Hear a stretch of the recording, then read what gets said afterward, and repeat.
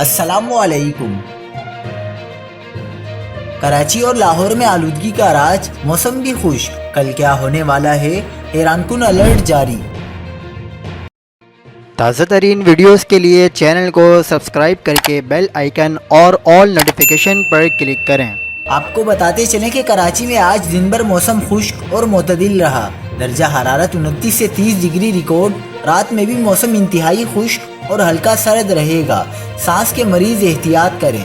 محکمہ موسمیات کے مطابق آئندہ 24 گھنٹوں کے دوران کراچی کا موسم خشک اور خنک جبکہ مطلع صاف رہے گا۔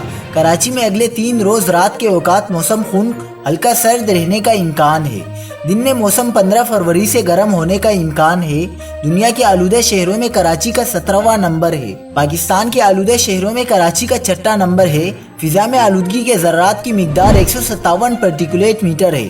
شمال مشرقی سمت سے ہوا کی رفتار 10 نوٹیکل مائل ہے۔